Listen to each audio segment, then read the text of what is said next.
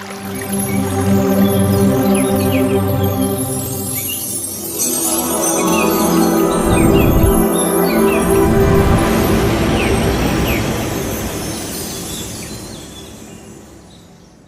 బంధువులందరికీ ఆత్మ ప్రణామాలు మాస్టర్స్. మాతృదేవోభవ, పితృదేవోభవ, ఆచార్య దేవోభవ. మనకు ఇంత చక్కటి ధ్యానాన్ని, జ్ఞానాన్ని అందించినటువంటి బ్రహ్మర్షి పితామహ పత్రిజీ గారికి, రమణ మహర్షుల వారికి, మహావతార్ బాబా గారికి, సమస్త గురుమండలానికి, ఈ భూమాతకు, ప్రకృతి మాతకు, ఈ విశ్వానికి అందరికీ కూడా ఆత్మ నమస్కారాలు. అలాగే మనకు ఈ జూమ్ సెషన్ అందించినటువంటి రంగనాథ్ సార్ గారు కూడా ఆత్మ నమస్కారాలు అందిస్తూ అందరికీ కూడా క్లాస్ కు స్వాగతం. మహావతార్ ఫౌండేషన్ లో 365 రోజుల సెషన్ లో 76వ రోజు క్లాస్ అందరికీ కూడా స్వాగతము. ఈ రోజు మనం మొదట స్వాధ్యాయము, ఆ తర్వాత ధ్యానము. స్వాధ్యాయంలో మనకు మానవత్వపు స్థితి, దైవత్వపు స్థితి, రాక్షసత్వపు స్థితి గురించి మనకు తెలియజేయడానికి అరుణాచలం నుంచి సీనియర్ పిరమిడ్ మాస్టర్ జగదీష్ గారు రావడం జరిగిందండి. సార్ ద్వారా మనము అవన్నీ తెలుసుకుంటాము. ఆ స్థితిని అందరూ కూడా క్లాప్స్ చేస్తూ సార్కి వెల్కమ్ చెప్తాము. నమస్తే సార్, మీ క్లాస్ కు స్వాగతం అండి.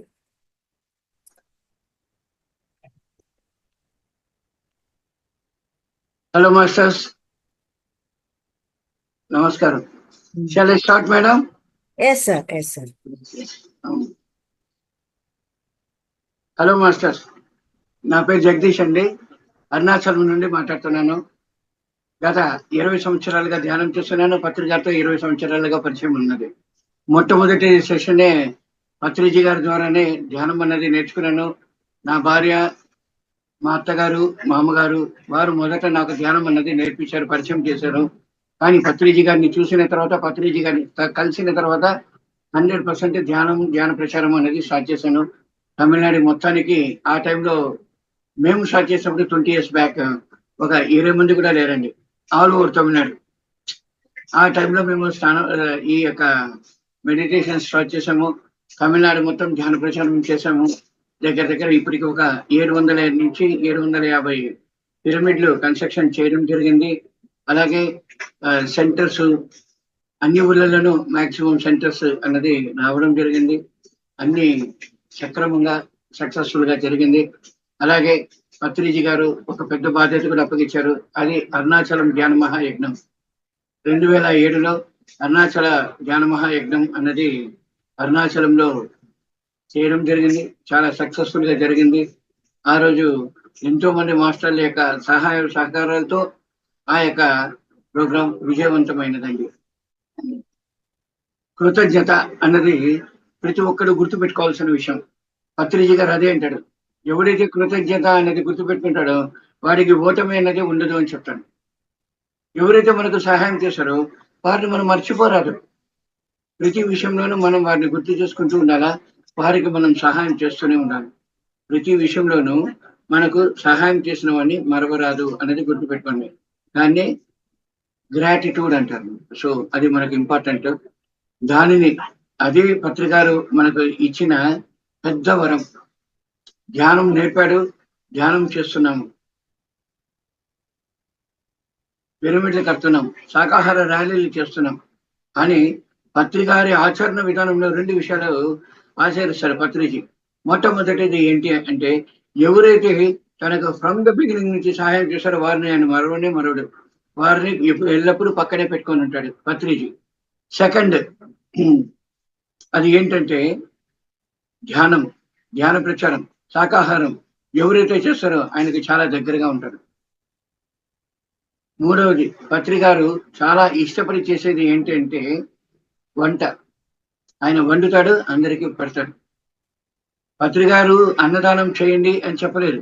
నేను అడిగాను, ఇంత ఇష్టం కదా సార్ మీరు అన్నదానం చేయడం అనేది, మరి అన్నప్రసాదం వితరణ చేస్తున్నప్పుడు మీరు చేయాలి కదా సార్, మీరు చెప్పొచ్చు కదా సార్, అందరూ చేస్తారు కదా అంటే, పిచ్చు కూడా నేను కానీ ఇప్పుడు అన్నప్రసాదం చేయండి అని చెప్తే ప్రతి ఒక్కరు అన్నప్రసాదం మాత్రమే చేస్తాడు, ధ్యాన ప్రచారం చేయడు. కాబట్టి ఈరోజు మనకు ధ్యానం అనేది అవసరము, ధ్యాన ప్రచారం అనేది అవసరము. ప్రతి ఒక్కరూ ధ్యానం చేయాలి అన్నది ఎంతో అవసరము. ప్రతి ఒక్కరిలోనూ ఆ ప్రక్షాళన జరగాలి, గొప్ప స్థితికి అందరూ ఎదగాలి అనేది ఎంతో ఆవశ్యకత. కాబట్టి అది మనం చేయవలసిన తక్షణ కర్తవ్యము. కాబట్టి ధ్యాన ప్రచారమే ఇంపార్టెంట్ అని అంటాడు. కానీ పత్రిజీ మాత్రం ప్రతి క్లాస్‌లోనూ, ప్రతి ఊర్లోనూ వంట చేసి అందరికీ తను వండిన వంటను అందరికీ వడ్డిస్తాడు. బావుందా? బావుందా? అని మరీ అడిగి ప్రతి ఒక్కరికి వడ్డించి మరీ తినిపిస్తాడు. This is Patriji's attitude. గురువు గారి యొక్క ఆచరణ కదా. ఏ క్లాస్ అయినా పత్రిజీ గారు చేయండి 20 నిమిషాలకు 30 నిమిషాల పైన ఉండదు క్లాసు. మిగతా విషయాలలో ఎవరో ఒకరిని మాట్లాడిస్తారు, వారి అనుభవాలను చెప్పిస్తారు. ఆ తర్వాత మెడిటేషన్ అంటారు, ఆ తర్వాత అనుభవాలు అంటారు, క్లోజ్ చేస్తారు సెషన్. గురువు గారి సెషన్ ఎంత ఉంటుందంటే 20 మినిట్స్ ఉంటుంది. వాక్క్షేత్రం. గురువు గారు ఎంత తక్కువ మాట్లాడితే అంత మంచిది అంటారు. మాటే మంత్రము అని చెప్తుంటాడు. కాబట్టి మన మాటలోనే మనకు అన్ని సిద్ధిస్తుంటుంది. కాబట్టి మాటను ఎంత జాగ్రత్తగా వాడుకుంటామో అంత ఫలితం మనకు ఉంటుంది. కోపం, ఆవేశం, కోపం, ఆవేశం, ద్వేషం, అసూయ, ఇవన్నీ మనిషికి ఉండకూడని గుణములు కదండి. ఇవన్నీ మనం మనకన్నీ తెలుసు. ఎవరికి తెలియదు చెప్పండి? నాకు కూడా అన్నీ తెలుసు. ఈ రోజు కూడా నాకు కోపంలో ఒక తప్పు చేశాను. కోపము, ఆవేశం వచ్చింది, తప్పు చేశాను. కానీ ఆ తర్వాత చాలా వరకు నన్ను నేను ప్రశ్నించుకుని, ఏంట్రా బాబు, మనమే ఊరికంతా ప్రచారం చేస్తున్నాం, మనమే దీన్ని ఆచరించకపోతే ఎలా అన్నది సెల్ఫ్ చెక్ చేసుకుంటూ, సెల్ఫ్ రియలైజ్ చేసుకుంటూ చాలా సమయాన్ని కేటాయించాను దానికోసం. బికాస్ మనం తప్పు చేయడం తప్పు కాదండి, కానీ తప్పులు చేస్తూ ఉండడం తప్పు. తప్పు మీద తప్పు, తప్పు మీద తప్పు, తప్పు మీద తప్పు చేయడం తప్పు, రాంగ్ అనమాట. మిస్టేక్ అనేది కామన్, ఎవరైనా చేస్తారు. అది మిస్టేక్ గా తీసుకోవాలి, కానీ ఇంతకు మించి తీసుకోరాదు మాస్టర్స్. అర్థమవుతుందా? నెక్స్ట్, మానవుడు, రాక్షసుడు, ఆ తర్వాత ఏంటంటే భగవంతుడు. ఇదే ఈనాటి టాపిక్. సరే, మానవుడి యొక్క గుణములు. మానవుడు అంటేనే మనం ఏమైనా చేయొచ్చండి. మనం వ్యాపారం చేస్తుంటాము, ఉద్యోగం చేస్తుంటాము, లేదంటే జూలై లాగా తిరుగుతూ ఉంటాము, లేదంటే ఏదో ఒక పని చేస్తుంటాము, లేబర్గా ఉంటాము, లేదా రిక్షా కొంటుంటాము, ఏదో ఒక వృత్తి అనేది చేస్తూనే ఉంటాం. కానీ మానవుడికి ఉండవలసిన గుణములు ఏంటి అన్నది చూసామంటే అతి ముఖ్యమైనది ఓర్పు,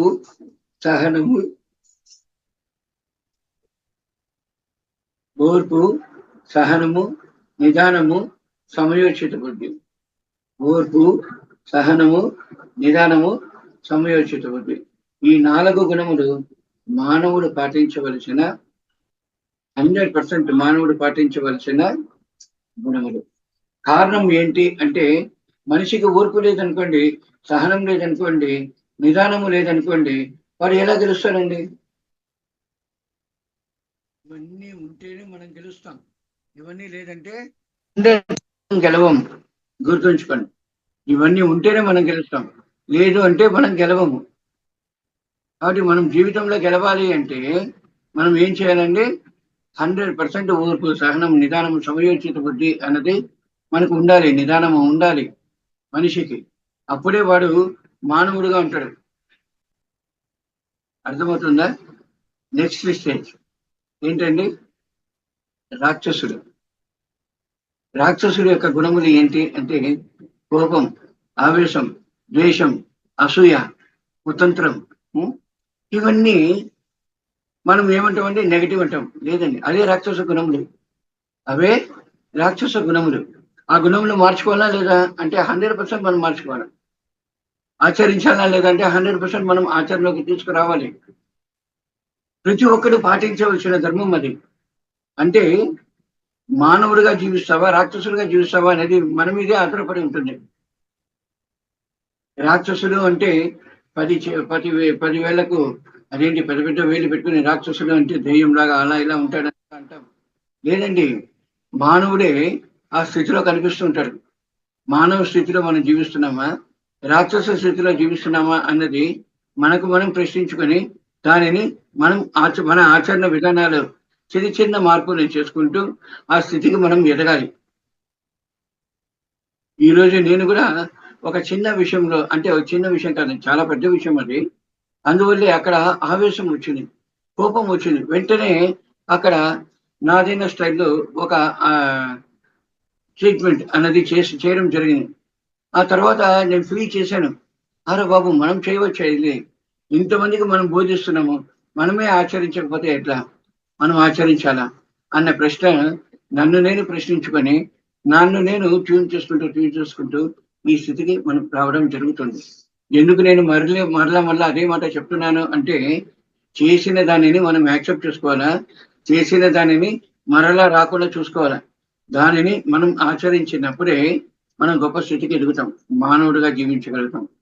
ఓర్పు, సహనం, నిదానము, సమయోచిత బుద్ధి అనేటువంటి టైమ్స్ అంటే ఎక్కడ ఎప్పుడు ఎలా మాట్లాడాలా అనేది మనం నేర్చుకోవాలి. అదే ఆధ్యాత్మికం చెప్తుంది. ఓర్పు, సహనం, నిదానము అనేది చాలా కావాలి. ఎందుకంటే వేగం అన్నది అందరూ అంటుంటారు, వేగం కాదండి, వివేకంతో కూడిన వేగం అన్నది మనం పాటించాలి. వివేకంతో కూడిన వేగాన్ని పాటించాలి. అదే ఆధ్యాత్మికం చెప్తుంది. ఆధ్యాత్మికత అంటే ఏదో దేవుని పూజించడం కాదండి, జీవుడే దేవుడు అన్నది గ్రహించడం, జీవుడే దేవుడు అన్న స్థితిని మనం గుర్తించడం. అది గుర్తించిన వాడే యోగి అవుతాడు. యోగిగాను, మహర్షిగాను, ఋషిగాను, దేవతలుగాను, గురువులుగాను, సాధకులుగాను మనం జీవిస్తూ ఉంటాం. దాన్ని గమనించకపోతే మనం అంతంత మాత్రమే అన్నమాట. కాబట్టి మార్పు సహజమైనది, దాన్ని స్వీకరించాలి. మార్పు సహజమైనది, దానిని స్వీకరించాలి. దాన్ని ఎలా ఆచరిస్తే అది గొప్పగా ఉంటుంది అన్నది మనం గ్రహించాలి. ప్రతి విషయంలోనూ మనం తెలుసుకోవాల్సిన విషయం ఉంటుంది. ఒకటి ఏంటి అంటే, మనం ప్రతి విషయంలోనూ ఎరుకతో ఉండడం నేర్చుకోవాలి, అవేర్నెస్ తో ఉండడం నేర్చుకోవాలి. ఇవన్నీ ధ్యానం సాధనతోటే వస్తుంది. ఇవన్నీ ధ్యాన సాధనతోటే వస్తుంది. మౌనం అంటున్నాం, అందరూ కూడా చాలా మంది ఈ కాలంలో ఇప్పట్లో మౌనం క్లాసెస్ చేస్తున్నారు. మౌనం అంటే నోటిలోని మౌనం అంటున్నా కదండి. నోటికి మౌనము, మనసుకు మౌనం లేదనుకోండి, అది నిశ్శబ్దం మాత్రమే, అది మౌనం కాదు కదా. నిశ్శబ్దం, నోరు కట్టేస్తే నిశ్శబ్దం, నోరు మనసు కట్టేస్తే మౌనం. మనం మౌనంగా ఉంటున్నామా, నిశ్శబ్దంగా ఉంటున్నామా చూడండి. చాలా మంది ఏం చేస్తుంటారంటే, మౌనం పాటిస్తున్నాం అనే పేరుతో మనం ఇటు ఇటు అంటున్నారు, ఇలా అంటారు, ఇట్లా అంటారు, ఏదేదో యాక్షన్ చేసి చూపిస్తుంటారు. మరి ఈ యాక్షన్ అంతా ఏంటండి? మనం మౌనం పాటిస్తున్నట్లా? ఎక్కడ పోతుంది ప్రపంచం? మనం ఎక్కడికి వెళ్తున్నాం? ఏం మౌనం పట్టిస్తున్నాం? నేను వారానికి 2 రోజులు మౌనం పట్టిస్తున్నాండి, వారానికి 1 రోజు మౌనం పట్టిస్తున్నానండి, ప్రతిరోజు మౌనం పట్టిస్తున్నాండి అంటాడు. ఎక్కడి నుంచి వాడు మౌనం పాటించాడు? మౌనం పాటించలేదు కాబట్టి వాడు అలా ఉన్నాడండి. అదే సత్యం. దాన్ని మనం గ్రహించాలి, తెలుసుకోవాలి, ఆచరణలో పెట్టాలి. Okay masters. నెక్స్ట్, మానవుడు అంటే ఓర్పు, సహనం, నిదానము, సమయోచిత బుద్ధి అండ్ ఎరుకతో ఉండడం అనేది మానవ స్థితి. రాక్షస స్థితి అంటే కోపం, ఆవేశం, ద్వేషం, అసూయ, కుతంత్రం, ఇవన్నీ రాక్షస గుణములు. మరి దైవత్వ గుణములు ఏంటి అంటే, దైవత్వ గుణములు ప్రేమతత్వము, కరుణాతత్వము, సేవాతత్వము, నిస్వార్థం. ఈ గుణములే దైవత్వ గుణములు. ఎవరైతే ఈ స్థితిలో మానవ స్థితి నుంచి మానవ స్థితికి మనం ఎదగాలి, మానవ స్థితి నుంచి మనం దైవత్వ స్థితికి ఎదగాలి. ఆ స్థితిని ఎదిగేటప్పుడే యోగులు, మహర్షులు, ఋషులు, దేవతలు, అవధూతులు, గురువులు, సాధకులు అని ఒక్కొక్క స్టెప్ మనకు తెలుస్తుంటుంది. ఒక్కొక్క స్టెప్ను మనం అధిగమిస్తూ ఆ స్థితిని, దైవత్వ స్థితిని మనం చేరుతాం. అంతేగాని ఏదో చేసేస్తే అంటే కుదరదండి. That is wrong. Okay masters. కాబట్టి మానవుడుగా ఉన్నవాడు ప్రతి ఒక్కరు కూడా మౌనం పాటించడం నేర్చుకోవాలి. ఈ మౌనం ద్వారానే మనలో ఉన్న ఆ లోపాలను ప్రక్షాళన చేసుకునేకి అవకాశం సిద్ధిస్తుంది. ఈ మౌనంతో పాటు ధ్యానం చేసినప్పుడు మౌనంతో పాటు ధ్యానం చేసినప్పుడు మనకు ఏదైతే మనకు సిద్ధించాలో ప్రతిదీ మనకు సిద్ధిస్తుంది. ఏదైతే మనకు కావాలన్నా ప్రతిదీ మనం పొందగలుగుతాం. దేన్నైతే మనం పొందుతామో దాన్ని ఎలాగైతే మనం మెయింటైన్ చేయాలో మెయింటైన్ చేయగలుగుతాం, దానిని అలాగే చేయించగలుగుతాము. ఇది గొప్ప స్థితి మాస్టర్స్. ప్రతి ఒక్కరూ తెలుసుకోవాల్సినది, ప్రతి ఒక్కరూ ఆచరించవలసినది, ప్రతి ఒక్కరూ గ్రహించవలసినది. అందరూ ఏదేదేదో చేస్తుంటారు, ఏది చేయకరాను సైలెంట్ గా ఉంటారు సార్. ప్రతిదీ మనకు సిద్ధిస్తుంది. అదే దైవత్వం చెప్తుంది, అదే పరమాత్ముడు మనకి చెప్పించిన పదం. మనకు మాతా తనుదాత ఈ దేహాన్ని ఇచ్చింది. బట్ ఈ శ్వాస అన్నది ప్రకృతి మనకిచ్చిన వరం. ప్రకృతి మనకిచ్చిన వరం. అంతేగాని మనం పుట్టిన వాడికి మరణం తప్పదు. అంటే ప్రకృతి ఇచ్చిన వరంను ఎప్పుడైతే వాడు కోల్పోతాడో అప్పుడు వాడు మరణించినట్టు లెక్క.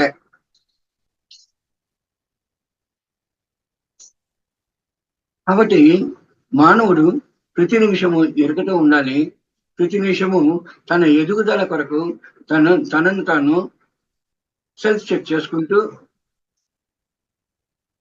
సత్కర్మలు చేసుకుంటూ మనము ఆ దైవత్వ స్థితికి ఎదగాలి. జీవుడే దేవుడు అన్నాడు పత్రిజీ, అవునా కదండి?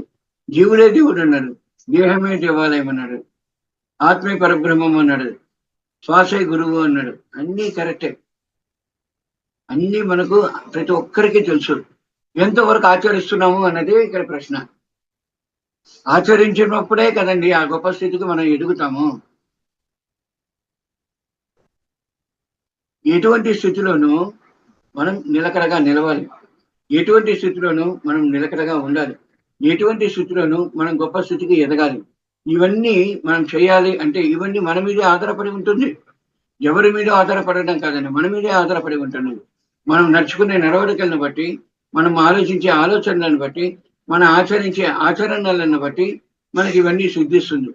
కాబట్టి మాటలు, ఆచరణలు, చూసే చూపు దగ్గర నుంచి, ఆచరించే ఆచరణ దగ్గర నుంచి, ఆలోచించే ఆలోచన దగ్గర నుంచి, తినే తిండి దగ్గర నుంచి ప్రతి విషయంలోనూ మనం ఎరుకతో ఉండాలి. ఏది తింటే ఏది సిద్ధిస్తుంది, ఏది జరుగుతుంది అనేది మనకు తెలుస్తుంది. కానీ మనం ఏం చేస్తున్నాము? అన్నీ మనకు తెలుసు, కానీ అన్నీ తెలిసిన మనము ఏం చేస్తున్నామండి? ఇది చేస్తే బాగుంటుంది, అది చేస్తే బాగుంటుందని ఊరికి ఉపకారి, ఊరికి మనం బోధన చేస్తుంటాం. కానీ మనం ఆచరించకపోతే నష్టమే కదా మాస్టర్స్.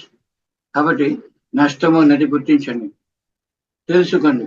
ఎప్పుడు కానీ మనం నష్టపోరాదు, విజయం సాధించాలి. విజయం సాధించాలంటే ఏం చేయాలండి? ప్రతిదీ మనం ఏదైతే తెలుసుకున్నామో దానిని మనము ఆచరణలో పెట్టాలి. ఆచరణలో పెడితేనే మనకు ఫలితం, లేకపోతే ఫలితం లేదు మాస్టర్స్. మనం ఫలితాన్ని పొందేదానికనే మనం ఈ జన్మ తీసుకున్నాం, అవునా కదా?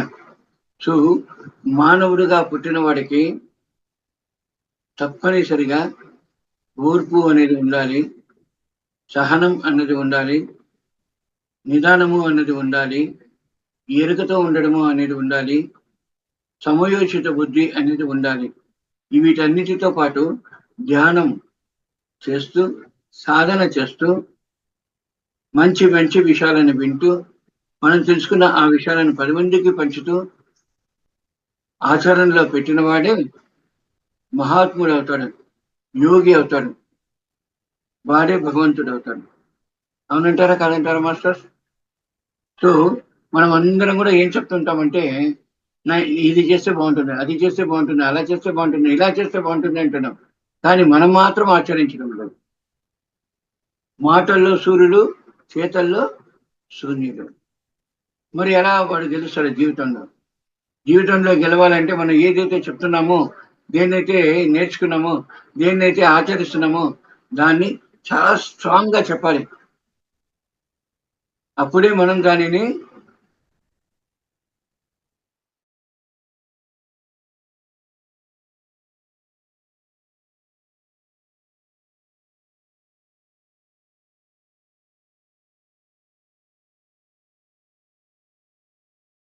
తీసుకుంటూ ఉంటారు. అంతే డిఫరెంట్. కాబట్టి లోపాలు చూస్తే లోపాలు మాత్రమే తెలుస్తుంది, లోపాలు కాకుండా అన్ని ఏది అవసరం ఏది అనవసరం గ్రహించి దాన్ని మనం అనలైజ్ చేసినప్పుడు జీవితంలో మనం చాలా పెద్ద సక్సెస్ అనేది మనం పొందుతాం. మనందరం కూడా సక్సెస్ పొందాలి అంటే ధ్యానం చేయాలి. మనందరం సక్సెస్ కావాలి అంటే మౌనం పాటించాలి. మనందరం సక్సెస్ కావాలి అంటే సమాజ శ్రేయస్సు కొరకు మనం తెలుసుకున్న సత్యాన్ని నలుగురికి పంచాలి. ధ్యాన ప్రచారము అంటే ప్యాంప్లెట్లు పట్టుకొని తిరగడం కాదండి. ప్యాంప్లెట్ ఇవ్వాలి, దానితో పాటు వాడికి దాని యొక్క ఆవశ్యకత ఏంటి అని తెలిపించాలి. అప్పుడు మనం ఇచ్చిన దానికి ఫలితం అనేది ఉంటుంది. రోడ్లో వెళ్ళేవాడికి పంచుకుంటూ వెళ్ళామనుకోండి, ఏమవుతుంది? పేపర్ల కింద వాడు చూస్తాడు, వాడు ఏదో అదేంటి పండు మర్చుకుంటాడు, లేదంటే పూలు మర్చుకుంటాడు, లేదంటే ఏదైనా సరే విభూతి మరుస్తాడు, ఇలాంటి వేస్ట్ పేపర్ కింద వాడుకునేస్తాడు. 10% మనము 1,00,000 పాంప్లెట్ పంచితే 10,000 పాంప్లెట్ కూడా సక్రమంగా దానిని వాడరు, పంచుకుంటూ వెళ్తారు. అదే నోరు తెరిచి చెప్పి మనం ఆచరణలో చేయిస్తే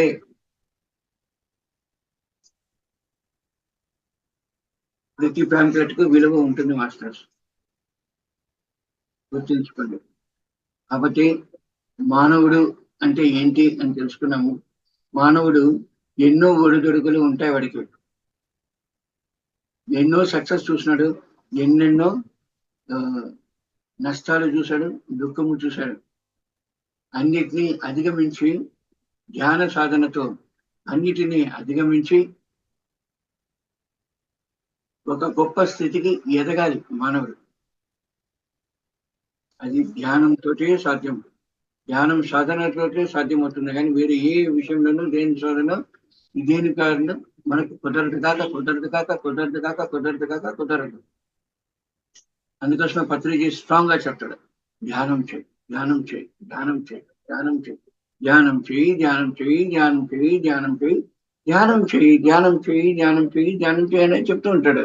ఎందుకు అన్నిసార్లు ధ్యానం చేయి, ధ్యానం చేయి, ధ్యానం చేయి అని చెప్తున్నాడంటే ధ్యానం సాధన యొక్క ఆవశ్యకతను ఆయన గ్రహించాడు కాబట్టి, ఆ ఆవశ్యకత ఎంత ఇంపార్టెంట్ అని తెలిపించడానికి ఇన్నిసార్లు ధ్యానం ధ్యానం ధ్యానం ధ్యానం అని పత్రిజీ గారు వెళ్ళగుద్దినట్లు చెప్తూనే ఉంటాడు. చాలా మందిని ఆయన చూసి ఏమంటారంటే తమాషా పడుతుంటారు, పత్రిజీ గారు ఏమీ పట్టించుకోరు, అది ఏం సార్ మిమ్మల్ని అంటున్నారు మీరేం పట్టించుకోలేదు అంటే, దాన్ని నేను స్వీకరిస్తే కదరా నాకు లెక్క, నాకు దానికి సంబంధం లేదురా. వాడు అన్నాడంటే అది వాడి కర్మ, నాకు సంబంధం లేదు, నేను దాన్ని స్వీకరించలే. వాడు నన్నే అన్నాడంటారా, కానీ అన్నీ నాకేంటి, నేను స్వీకరిస్తే అది నాది. నేను స్వీకరించినప్పుడు అది వాడికే కదా రివర్స్ అవుతుంది.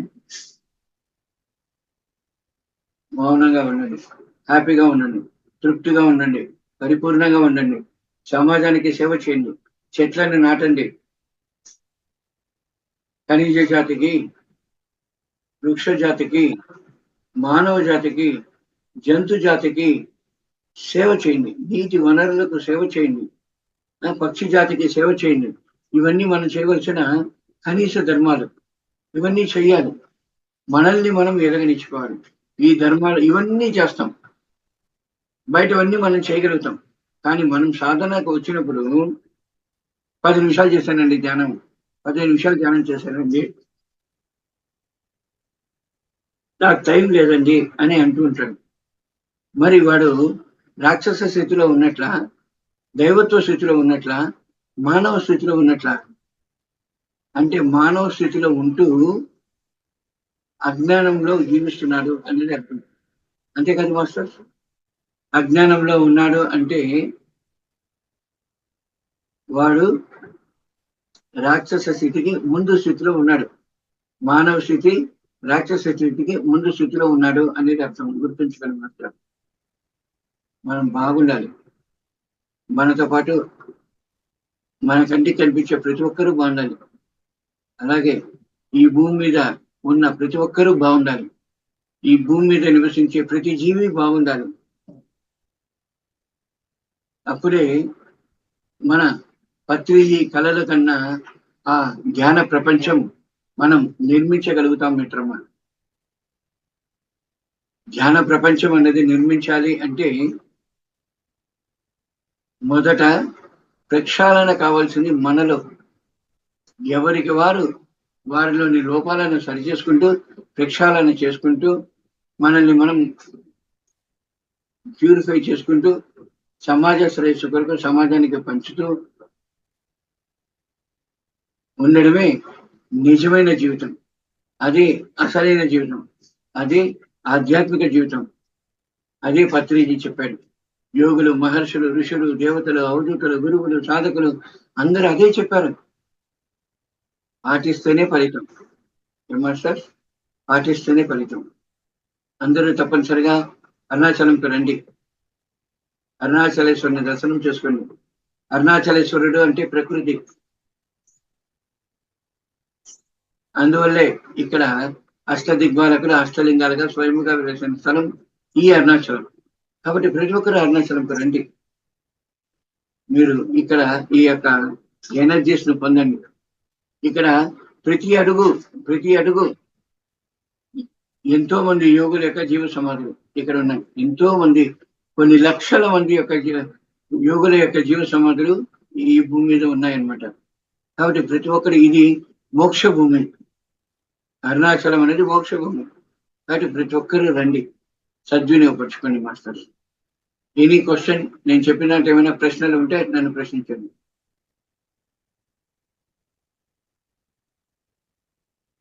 Any question masters?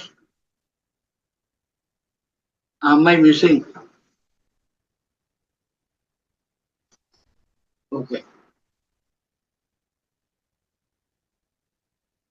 ఇంకేమైనా సబ్జెక్టు తీసుకునేదా? ఎట్లా ఏంటి నాకేం తెలవడం లేదే. ఎవరు కనిపించలేదా స్వామి? కనిపిస్తే కదా మనం ఏమైనా మాట్లాడేది. ఎస్,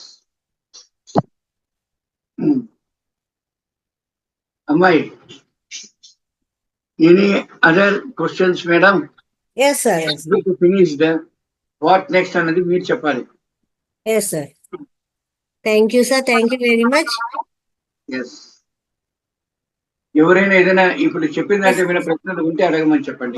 అవును, ఇంత చక్కటి మనకు జ్ఞానాన్ని అందించారండి సార్. అద్భుతమైన నాలెడ్జ్. ఆ విషయాలన్నింటి మీద ఏమైనా డౌట్స్ ఉన్నా, లేదు సార్ చెప్పిన దాని గురించి కానీ మీకు ఏమైనా సందేహాలు ఉన్నా, ధ్యానం గురించి సందేహాలున్నా, ఎలాంటిదైనా సరే చక్కగా అడగచ్చు. ఒక్క నిమిషం, ఇక్కడ సార్ హ్యాండ్ రైజ్ చేశారు. ఓకే సార్, అన్మ్యూట్ చేసుకొని మాట్లాడండి. ఒకరి ప్రశ్న కొన్ని వందల మందికి జవాబుగా ఉంటుంది మిత్రమా. ఒకరి ప్రశ్న ఎంతో మందికి జవాబుగా ఉంటుంది. కాబట్టి ప్రశ్నించడం అనేది నేర్చుకోండి. స్వార్థంతో కాకుండా నిస్వార్థంతో మన ఎదుగుదల కొరకు మనం అడిగే ప్రశ్న మన ఎదుగుదలకు ప్రతి ఒక్కరికి ఉపయోగకరంగా ఉంటుందన్నమాట. కాబట్టి ప్రశ్నించండి. Yes master. సార్, ముందుగా మీకు శతకోటి కృతజ్ఞతలు. ఏంటండి? శతకోటి కృతజ్ఞతలు జగదీష్ గారు. థ్యాంక్ యూ స్వామి. Thank you sir. తర్వాత అదే అరుణాచలం వచ్చినప్పుడు మీరు మాకు కొంచెం ఆశ్రయం ఇచ్చారు ఒకసారి. చాలా మీకు కృతజ్ఞతలు. ఓకే స్వామి. ఇచ్చారు. మేము నెల్లూరులో ఉంటున్నాం sir. Nellore. Yes sir. Yes sir. ఏం ప్రశ్న చెప్పండి, ప్రశ్నించండి. అదే ఆ కళ్యాణి మేడం ఉన్నారు కదా నెల్లూరులో. అవునండి, అక్కడ ఉంటున్నాం సార్. సరే స్వామి. అదే ఎప్పుడైనా రావచ్చు అయితే మీ ఆశ్రయం. అదే సార్, అరుణాచలం వస్తే ఎప్పుడైనా చెప్పండి. అరుణాచలం ఎప్పుడైనా వస్తే మీ దగ్గరికి రావచ్చు కదా అన్నాడు. ఎప్పుడైనా రావచ్చు స్వామి. బిఫోర్ గా మాకు చెప్పి రావాలి. ఫోన్ చేసి రమ్మంటారా? మాకు తెలిపిస్తే మీకు రూములు ఏర్పాటు చేయగలము, మీకు భోజనము ఏర్పాటు చేయగలము.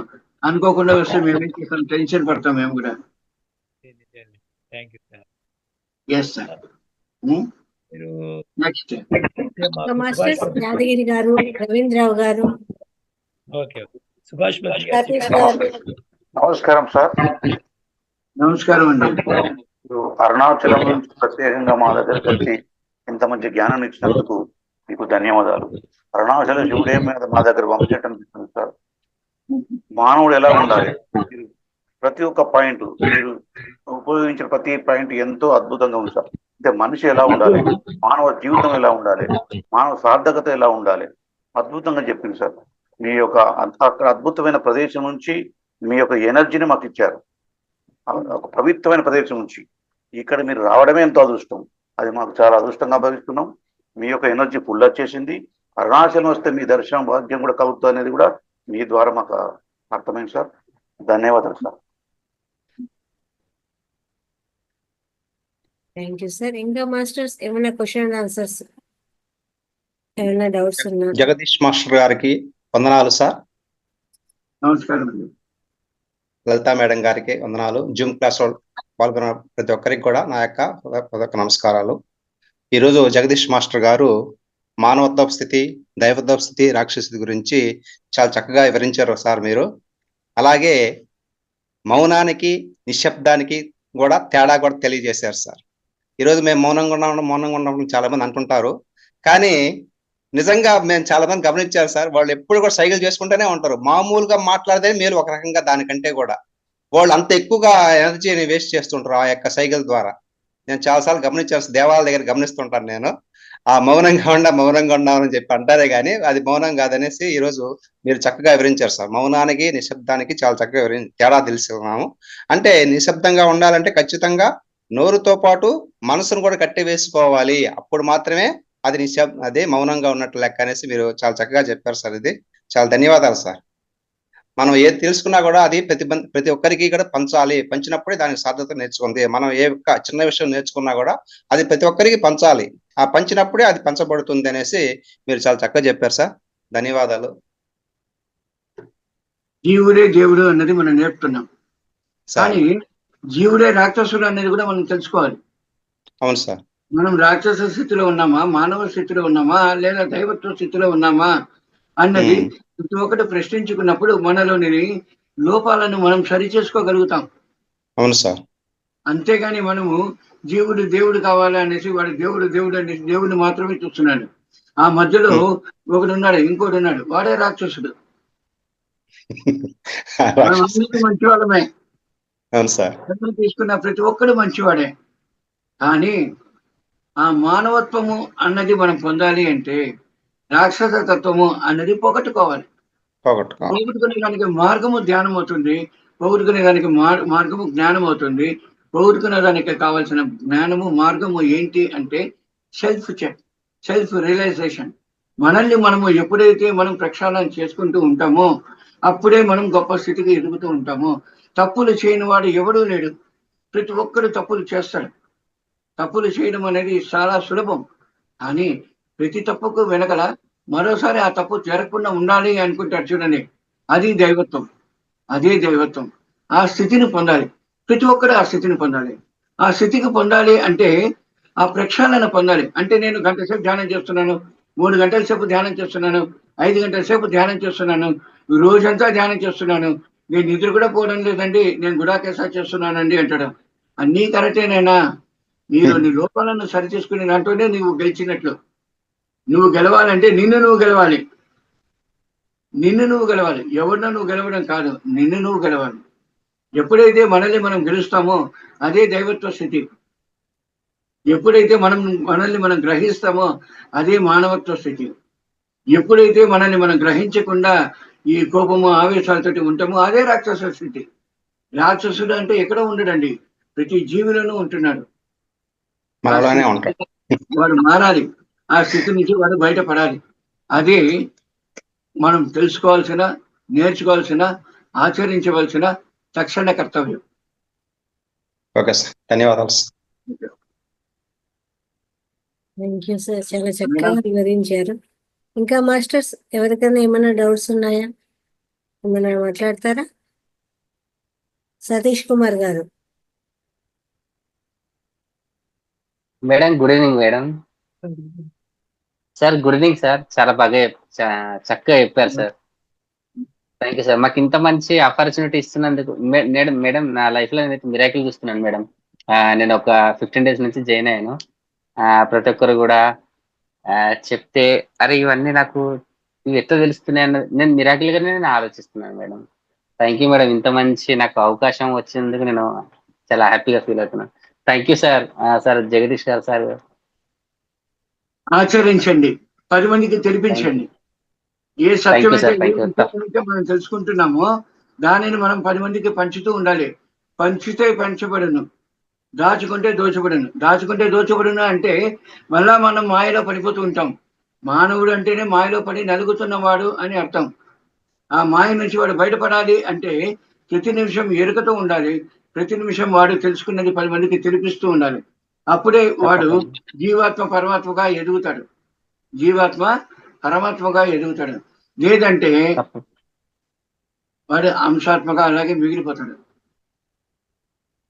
మనం గొప్ప స్థితికి ఎదగాలనా, లేకపోతే ఇలాగే ఉండాలనా, లేకపోతే ఆ దైవత్వ స్థితిని పొందాలనా అన్నది మన ఆచరణ విధానాన్ని బట్టి, మన ఆలోచన విధానాన్ని బట్టి, మనం చూసే చూపును బట్టి, మనం తీసుకున్న విధానాన్ని బట్టి ఉంటుందన్నమాట. కాబట్టి ప్రతిదీ మన మీదే ఆధారపడి ఉంటుంది. వాడి వల్ల నష్టపోయాను, వీడి వల్ల నష్టపోయాను, వీడి వల్ల నష్టపోయాను. ఎక్కడ నమ్మకం ఉంటుంది అక్కడే ద్రోహం ఉంటుంది. నష్టపోయాను అని చెప్పడం చాలా సులభం, నష్టపోయామనడం చాలా సులభం. కానీ అవేర్నెస్ తోటి ఉండాలి. అది దైవత్వం, అది సరైన మార్గం, అది ధ్యానం మనకు నేర్పుతుంది. అదే ఈ జూమ్ సెషన్స్ అంతా మనకేం నేర్పుతుంది అంటే మనం గొప్పగా ఎదగడానికి కావాల్సిన మార్గాన్ని నేర్పిస్తుంది. Next madam. తప్పకుండా. Thank you. మాస్టర్స్ ఎవరైనా ఇంకా మాట్లాడతారా? మేడం సార్ది అక్కడికి వెళ్తే కాంటాక్ట్ నెంబర్ ఏదైనా అరుణాచలం ముందుగానే అరుణాచలంకి వెళ్తే ముందుగా వెళ్తామంటే సార్కు ఇంటిమేషన్ అన్నట్టు మాట్లాడుతున్నారు కదా, ఆ కాంటాక్ట్ నంబర్ ఏదన్నా ఉంటే గ్రూప్ లో పెడతారు madam? Yes sir, okay, thank you madam. Chat box లో పెడతాను సార్, మీరు చూసుకోవచ్చు. Thank you madam. Thank you sir. Next వేరెవరైనా? ఇంకా మాస్టర్స్ నమస్తే మేడం. మాట్లాడండి. నమస్తే సార్. నమస్కారం అమ్మా. చాలా బాగుంది సార్ మీ సెషన్. చాలా అన్ని మన నిజ జీవితంలో ఎలా ఉండాలి అనేసి చాలా చక్కగా వివరించారు. ప్రతిదీ మీరు చెప్పింది ప్రతిదీ ధ్యానంలోకి వచ్చినాక ప్రతిదీ నేర్చుకుంటున్నాము. నేర్చుకుంటూ ఉండడమే జీవితం అంతా, నేర్చుకుంటూ ఉండడమే. నేర్చుకుంటూ ఉండాలి, నేర్పిస్తూ ఉండాలి, ఆచరిస్తూ ఉండాలి. నేర్చుకుంటూ ఉండాలి, నేర్పిస్తూ ఉండాలి, ఆచరిస్తూ ఉండాలి. అప్పుడే మనము గొప్ప స్థితికి ఎదుగుతూనే ఉంటాం. మన బిడ్డలను గురువు గారు ఏం చెప్తారంటే, ఎవరైనా సరే తల్లిదండ్రులు మన బిడ్డలు గొప్ప స్థితికి ఎదగాలని కోరుకుంటాడు. రిక్షావాడు నా కొడుకునే రిక్షావాడుగా ఉండాలని కోరుకుంటాడు. నాకైనా గొప్ప స్థితిలో నా కొడుకు ఉండాలని కోరుకుంటాడు. అంతేనా కాదా? మరి గురువులు కూడా అలాగే కోరుకుంటారు. ఏమంటారు? నా శిష్యుడు నాకైనా గొప్ప స్థితికి ఎదగాలని కోరుకుంటాడు. మనం దానికి తగినట్టు రెడీ అవ్వాలా లేదా? పత్రిజీ అంటున్నాం. పత్రిజీ మనకి మార్గదర్శకం చేశాడు, కానీ పత్రిజీకైనా మనం గొప్ప స్థితికి ఎదగాలి అన్నది పత్రిజీ కోరిక. కాబట్టి సాధన చేయండి, ఎరుకతో ఉండండి, ప్రతిదీ మీరు సాధించుకోగలుగుతారు. మానవుడి వల్ల సాధించలేనిది అంటూ ఏదీ లేదు. దేనైనా సులభంగా సాధిస్తాడు. భగవంతుడు ఇచ్చిన వరం అది, అంతే అన్నమాట. Next thank you sir. ఇంకా మాస్టర్స్?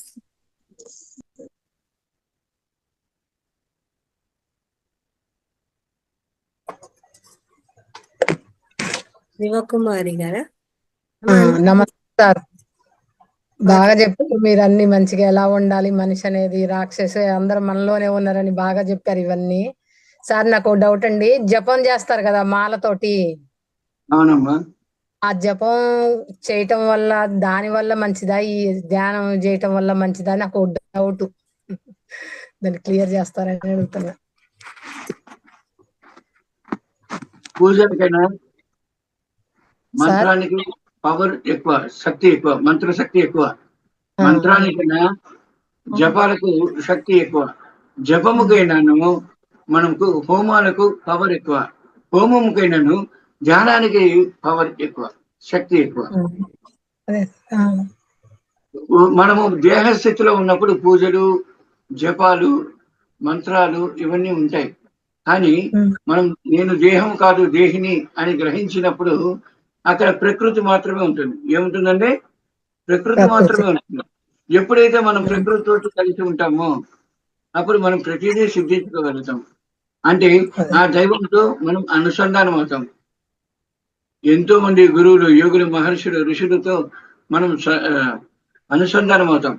అప్పుడు మనకు ఏ విషయమైనా సరే, ఇప్పుడు ఎలా అయితే మనం జూమ్ లో చూస్తూ మాట్లాడుతున్నామో అప్పుడు మనం ఆ ఉమ్, కాలంలో మనము దివ్య దృష్టితో మనం అందరం కూడా మాట్లాడుతూ ఉన్నాం. మీరు అనుకున్నది నేను గ్రహించగలుగుతాను, దివ్య దృష్టితో ఉమ్, గ్రహించగలుగుతాను. దానిని పలానా వారు పలానా మాట చెప్పారు అనేది మనం కూడా బోధిస్తూ ఉంటాం. ఇటువంటివి మనకు చరిత్రలో ఎన్నో చెప్పినారు. సాధన ద్వారా దాన్ని మనం సిద్ధించవచ్చు. కానీ ఒకటి మాస్టర్స్, ప్రతిదీ మనం నేర్చుకోండి. కానీ ఎవరైతే మనకు సహాయం చేస్తారో వారిని మరవద్దండి. కృతజ్ఞతా భావంతో జీవించండి. కృతజ్ఞత అన్నది మరవద్దండి. అది మీరు నేర్చుకోవాల్సిన ఫండమెంటల్. బిల్డింగ్ ఎంత పెద్దది కాదండి, ఫౌండేషన్ ఎంత స్ట్రాంగ్ గా ఉంది అని చూడాలి. ఒకటి సాధన ఉండాలి, రెండు కృతజ్ఞత ఉండాలి. Okay master.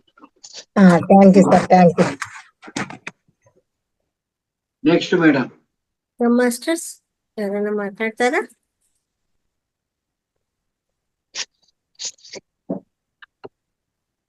ఓకే ఓకే అండి.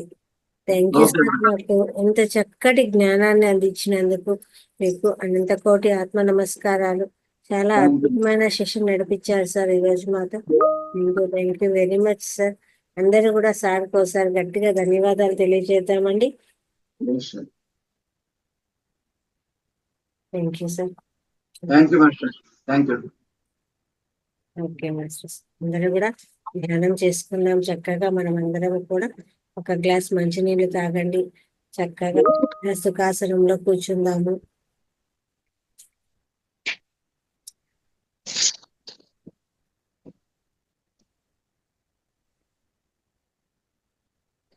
రాయుడు రాయుడు గారు నమస్తే సార్, క్లాస్కి వచ్చారు మీరు, welcome.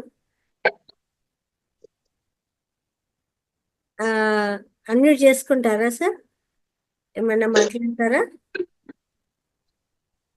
Yes sir, thank you very much sir. Okay, అందరం కూడా మెడిటేషన్ చేసుకుందాం చక్కగా. స్థిర సుఖాసనంలో కూర్చుందాము. వేలలో వేలు వేసుకుందాము, కాళ్ళు క్రాస్ చేసుకుందాము.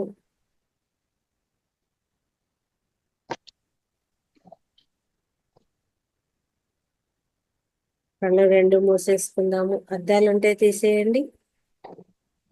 ఏదైనా పైన కూర్చున్న వాళ్ళు కాళ్ళు క్రాస్ చేసుకోండి. కింద కూర్చున్న వాళ్ళు ఒక మ్యాట్ వేసుకొని కూర్చోండి. స్థిర సుఖాసనం మన అంతరంగంలోకి ప్రయాణం అండి. ఏ నామము లేదు, ఏ నామస్మరణ లేదు, ఏ మంత్రము లేదు, ఏ జపము లేదు. కేవలము శ్వాసను గమనించడమే. శ్వాస మీద ధ్యాస.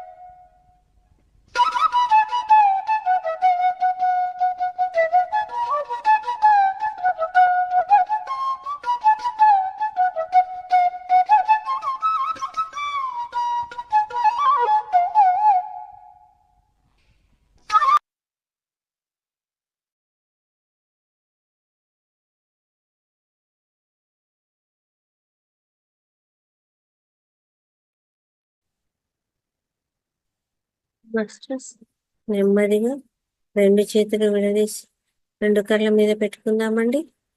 5 4 3 2 1. ఇప్పుడు నెమ్మదిగా 2 కళ్ళు తెరుస్తూ 2 అరచేతులను చూసుకుందాము. Thank you masters. ఇంతవరకు మనకు జరిగిన ధ్యానాన్ని అందించినటువంటి బ్రహ్మర్షి పితామహ పత్రిజీ గారికి చక్కగా ధన్యవాదాలు తెలియజేసుకుందామండి. Thank you very much.